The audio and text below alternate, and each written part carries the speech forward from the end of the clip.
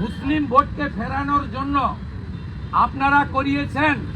আপনি আজকে সত্য স্বীকার করেছেন। এখানে উনি বলছেন যে আপনার স্বরাষ্ট্রমন্ত্রী প্ল্যানার, প্রধানমন্ত্রীকে বলবো যে স্বরাষ্ট্রমন্ত্রীর বিরুদ্ধে ব্যবস্থা নিন। উনি কে? হরিদাস পাল। উনি আমার বিরুদ্ধে এর আগে বিধানসভার বাজেট অধিবেশনে বলেছিলেন প্রধানমন্ত্রীকে অভিযোগ করতে যাব। জাননি কেন? উনি বলেছিলেন বিরোধী। উনি কে?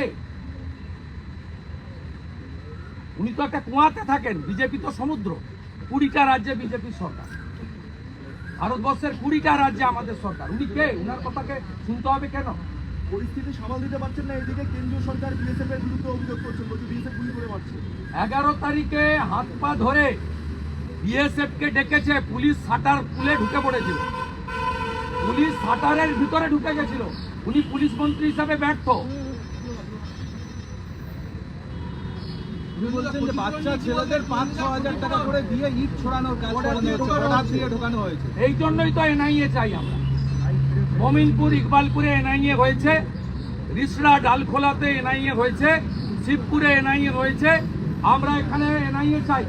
কালকে কোর্টে কেস আছে। রাজ্য সরকারের উকিলও বলুন যে আমরা এনআইএ চাই। ওনার এই বক্তব্যের মধ্য দিয়ে তো প্রমাণ হচ্ছে যে it's a fit case for NIA. বলছেন যাদের বাড়ি গিয়েছে তাদের বাংলার আওয়াজ থেকে বাড়ি দেবে। আমাদের হিন্দুদের বাড়ি উনাকে করতে হবে না। আমরা এনএইচআরসি এবং সিপিডাব্লিউটিকে দিয়ে কোটি টাকা আদায় করব। আজকেই 4টে কেস হয়েছে কলকাতা হাইকোর্টে। টাকা আমরা আদায় করব। কি করে আদায় করতে হয় আমরা জানি। আমরা যাদের পেটিএম পেয়েছিলাম প্রত্যেকের অ্যাকাউন্টে হাজার হাজার টাকা সবাই ঢুকাচ্ছে অ্যাকাউন্টে। উনার দয়া আমাদের দরকার নেই।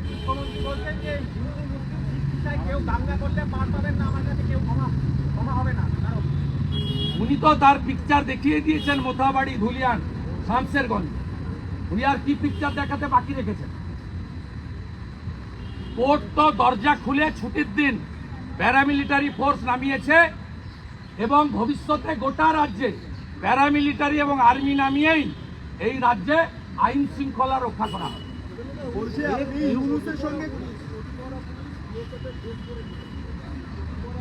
ওই জন্যই এনআইএ চাই। প্রমাণ হয়ে যাবে কে করেছে। উনার ধুলিয়ানের চেয়ারম্যান, উনার শামসেরগঞ্জের এমএলএ, আর একটার এমএলএর দাদা এরা কি করেছে আমরা ভিডিও দিয়ে প্রমাণ করে দিই।